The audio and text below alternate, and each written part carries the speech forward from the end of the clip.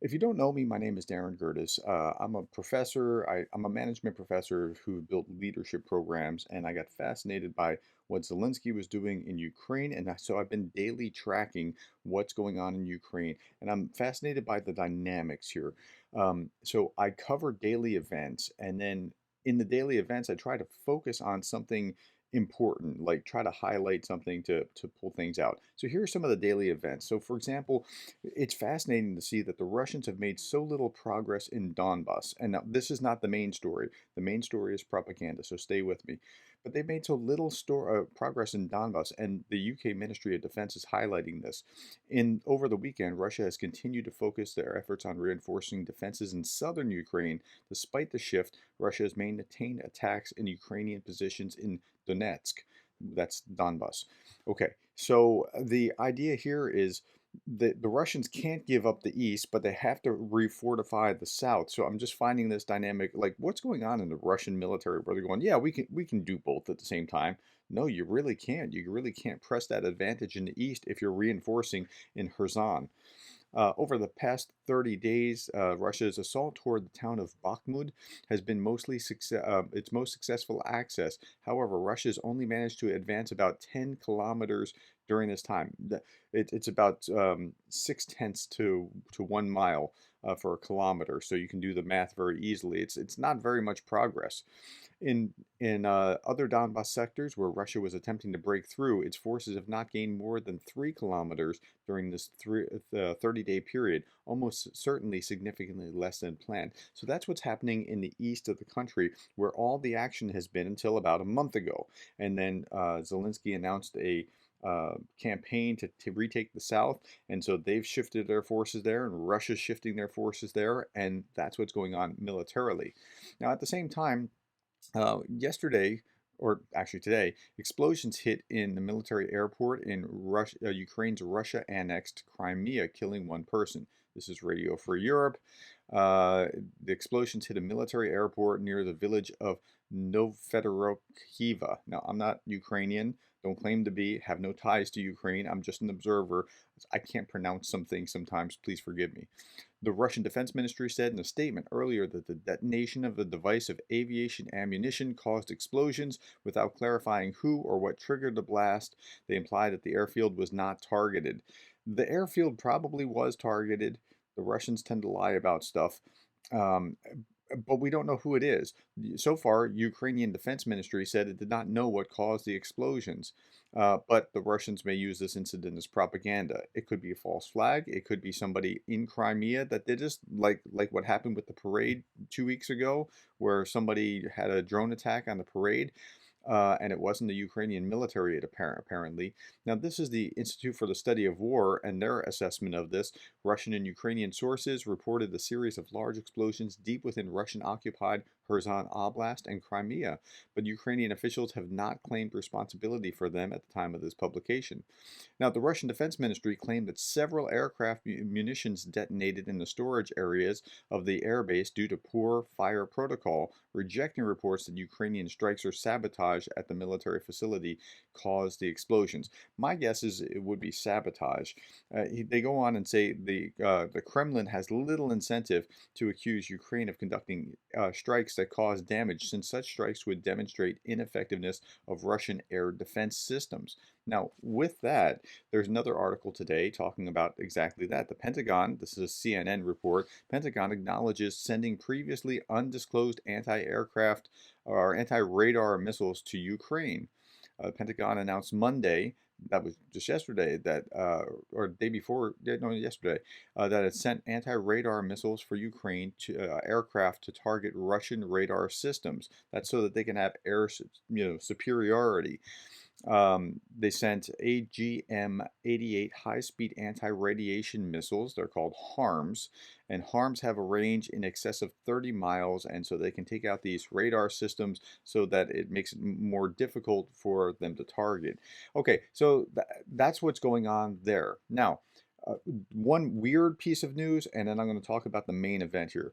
This travel company wants tourists to visit Ukraine right now, and it's a Ukrainian company.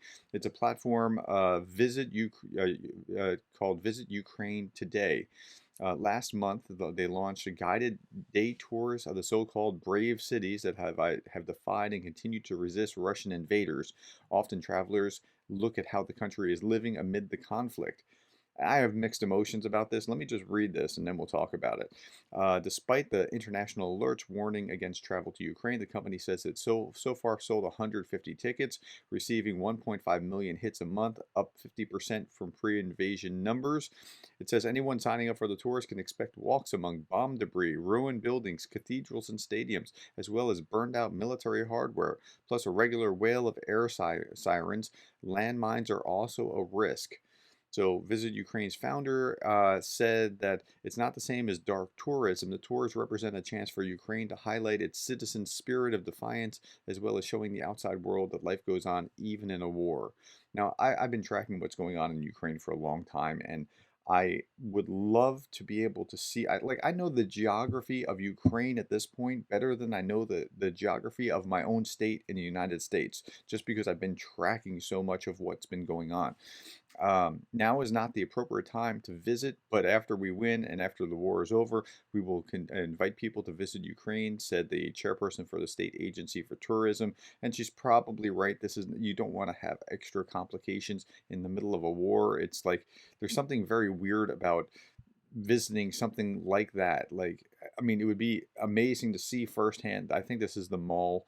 Um, Maybe or the train station in Kramatorsk or whatever. So Mariupol or whatever it is that you could see to as a testament to what has happened, the tragedy that's happened. Set that aside and let them finish fighting and do that. Spend your money on providing humanitarian support or military support or whatever. But this might not be the best idea. Okay, let me turn up my attention now to the main task here, and that is we're talking about disinformation. There was this article that led me into this again. Again, I mean, I keep talking about this. And Radio Free Europe, disinformation trackers say myth spreading sites doubled after Russian invasion began. And that's not by accident. If you read about how the Russians operate in Russian propaganda, like books about this, I don't just mean websites somewhere, somebody putting up a website saying something to be provocative to get ad revenue. I'm talking about actual books about the subject. You'll find that this makes a lot of sense. President Vladimir Putin visits the headquarters of RT, Russia Today television channel in Moscow. The European Commission has banned distribution or advertising support for propaganda sites like RT. Okay, banning advertising I can see, but I'm sad that they banned the distribution of it because you should read RT to see how the Russians are interpreting what's going on, how they're seeing it, what their propaganda message is, how that's twisted.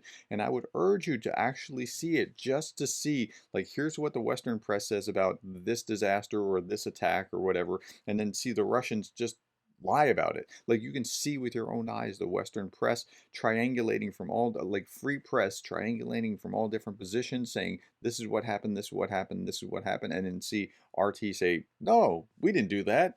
The number of websites spreading Russia-Ukraine disinformation has more than doubled since late February. 250 websites publishing disinformation related to those two combatant states versus 116 in March, so it's amped up. It cited 54 leading myths, and I'll show you some of these, being spread by those outlets. They include claims that the U.S. operates labs in Ukraine to develop bioweapons. I was on a podcast once, about a month into the war, and because I wrote a book about Zelensky, and so I I'm I'm on this podcast, and all these people wanted to talk about, well, what about the biolabs? I can't speak to biolabs. I can only speak to things where I see actual verifiable facts, and I won't speculate about something that I don't know anything about. And they were terribly disappointed because they had this biolab narrative in their head. Well, that comes from this propaganda campaign. That Russian troops were not responsible for the massacre of civilians in Bucha in March. They were. It's very clear. Independent research or independent reporters have shown that is what happened, and that Russia did not attack the railway station in Kramatorsk in eastern Ukraine. Then they lie about this, and then they lie, and then they lie, and then they lie. Okay, so that's what's going on there. Let's show you this The website, it's called NewsGuard. Again, 250 websites publishing Russia-Ukraine related disinformation, as well as 54 myths about what's spreading online. Now, each of the 250 sites on NewsGuard's Russia-Ukraine Disinformation Tracking Center has spread at least one of these top myths. Okay, so what are these myths? Okay, here's a list of the myths. Okay, and I'm gonna just give you like a rolling screen, and then we'll just talk about a few like that you're probably most familiar with. Like, there's a lot of myths about what uh, disinformation that's being spread. And I can't, I don't, I mean, I'm running out of time to keep talking while I'm trying to get to the bottom of this list. Okay, come on, come on, come on, come on, come on. Okay, here we are.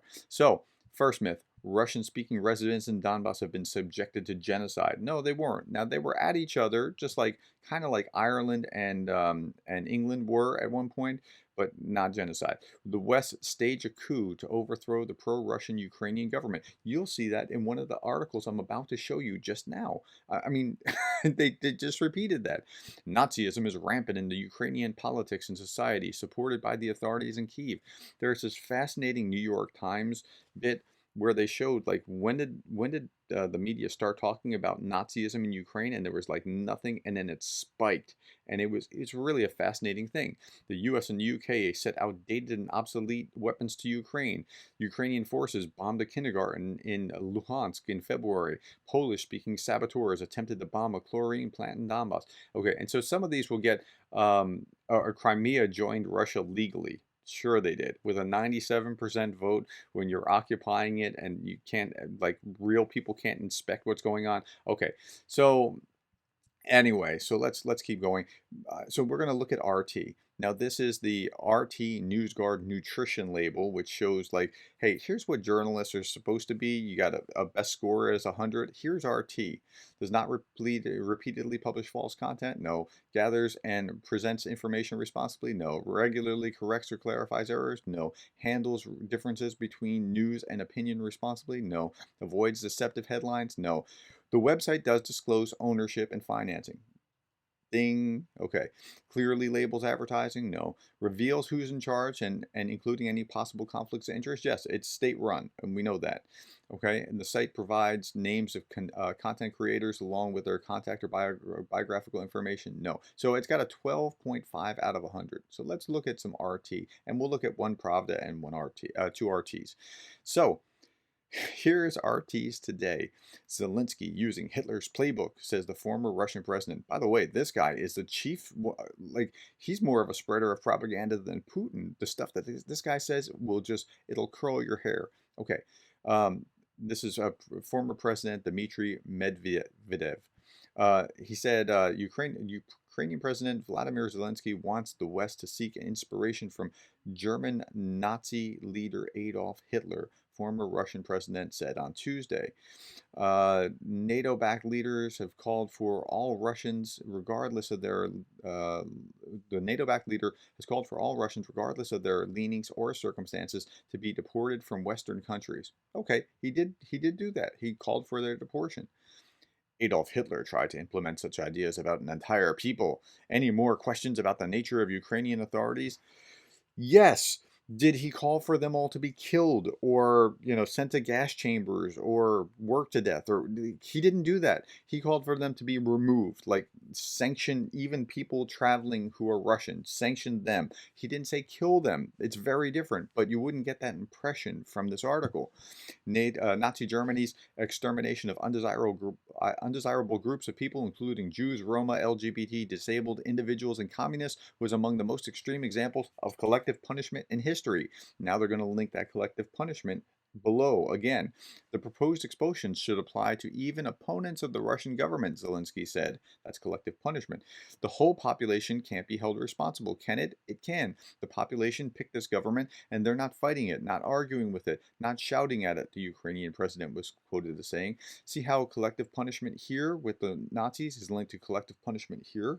So that's what the article does, and they do this kind of thing all the time, which is why I read RT to like see how this is being handled or manipulated in a different way. And very often there's a lot of truth in the story, and then there's just enough to spin it in a very different direction. Okay, here's an article in Pravda. This is pravda.ru. Russia and China may form a military alliance to counter Western aggression. So, Vladimir Brutner, an expert in international humanitarian political studies, appreciated the proposal of this particular member of the State Duma to form an association of sovereign states and aggression. Now, it's laid out this way intentionally because it's not the MP saying what's about to be said, it's the expert in whatever studies who's appreciating what he said.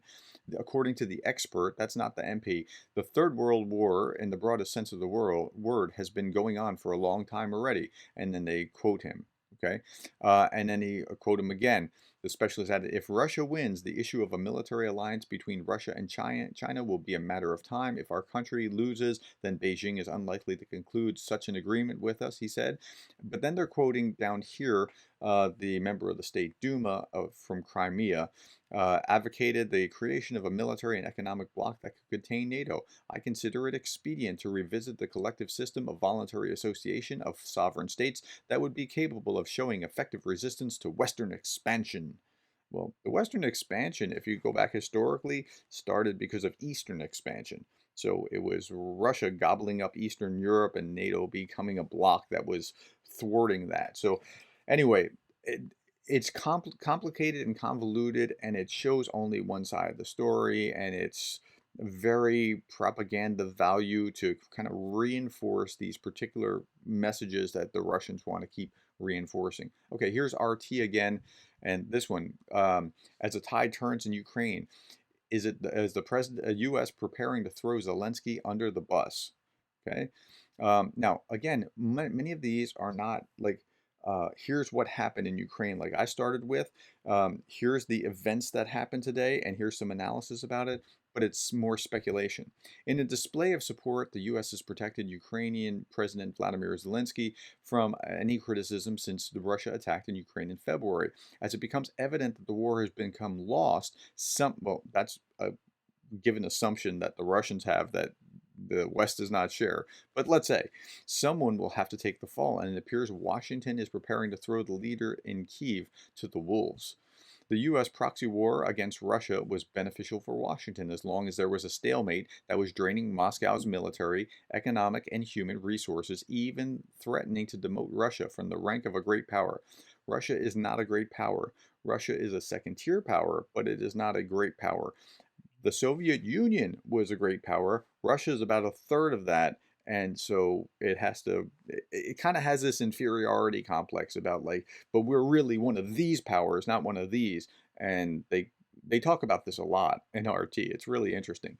Um, Okay, Congressman Dan Crenshaw justified his support for the process by arguing that investing in the destruction of our adversary's military without losing a single American troop strikes me as a good idea. Okay, so they quote us, but then they put a spin on whatever's going on. And I'll show you an example of that in a moment. A new security crisis has emerged in East Asia that is more deserving of U.S. focus and resources. The U.S. and U.K. built a narrative of victory when they convinced Zelensky to abandon peace talks with Russia in March, but now Washington needs to adapt the narrative for Kyiv's pending loss. Okay, there's an assumption here that it's the U.S. that caused him to do it, that it's not seeing his people be destroyed and tortured and everything else that caused him to abandon peace talks. Um, okay, and that's big part of the narrative is that the U.S. is behind this. The U.S. is behind this. The U.S. is behind this. The U.S. successfully held up the international image of Zelensky as some sort of reincarnation of Winston Churchill. Zelensky and Putin were successfully portrayed as a virtuous Democrat versus a vicious dictator. Um, I'm not sure about virtuous Democrat. Zelensky's not perfect, but he's done a great job as a leader since the war began. Before the war, he had like a 25% approval rating. Now it's 93%. He's doing something very right now. But the vicious dictator part, we've gotten down. We know that part. A victorious David versus a failing Goliath, presenting conflicts in a struggle between good and evil. Biden must defend his weak political position at home, and allies must be assured about where American resolve. And so there needs to be a fall guy to take the blame for a pending disaster. While Washington can continue to send more weapons and bleed Russia, it appears to be simultaneously preparing for a defeat by no longer shielding Zelensky from criticism. Okay, so kind of true, but kind of not true. Biden must defend his weak political position at home. That's true. And he's going to get a shellacking in the midterm elections because the party with the president in power normally loses seats in the midterm elections. And in the U.S., there's not a lot of happiness right now in what's going the direction of the country, and you can see this in the right, wrong way track polls. So it's going to be an extra shellacking, but that has nothing to do with Zelensky or what's going on in Ukraine, except for the what's going on there is heightening the recessionary feelings all across the world. So that is happening, but it's not because of Zelensky. New York Times reported on Zelensky's reckless purge of the military and security service. And he did purge the military and security services because there were moles, there were collaborators. Washington Post accuses Zelensky of sidelining mayors. Okay, did that. No, I mean, nothing untrue about that. Piling on, Amnesty International. Oh man, Amnesty International's report.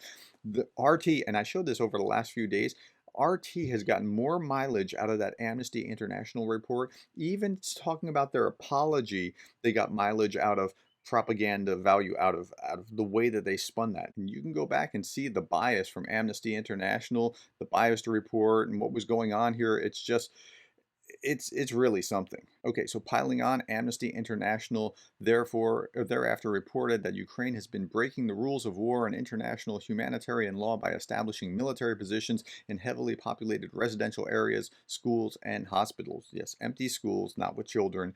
Hospitals they shouldn't be in. That nursing home incident early on in the war, that was on Ukraine.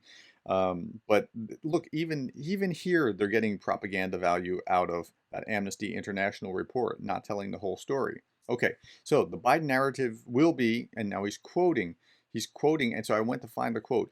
We did everything we could to help Ukrainians defend themselves, but in the end, they were too incompetent, too corrupt, and too beset by infighting. Okay, well, where did that come from? That came from National Review. Here's the article. Why is the White House quietly griping about Zelensky now? Two political possible motives here. One, Zelensky isn't playing ball, so the administration's getting to leave Zelensky hanging out to dry. Possibility two is that the administration foresees the Ukraine-Russia war going badly and it's preparing to use Zelensky as a scapegoat. They're laying the ground to argue we did everything that we could to help the Ukrainians defend themselves, but in the end they were too incompetent, too corrupt, and too beset by infighting. But that's not about Zelensky. This is all about Biden. Remember, the article goes on. Remember, on the campaign trail, Biden offered tough talk about Russia. Putin knows that when I'm president of the United States, his days of tyranny and trying to intimidate the United States and those in Eastern Europe are over, he said. Okay, so that's what the article is talking about. It's not talking about Zelensky, and that's what it's kind of giving the idea of. The Biden narrative will be, again, we did everything that we could. That's that direct quote. After declining the EU's association agreement, the U.S. supported regime change in Kiev to install a more compliant government. Now remember, this is one of the myths that we were just talking about. Washington later backed the anti-terrorist operation against all those in eastern Ukraine who opposed the new authorities in Kiev.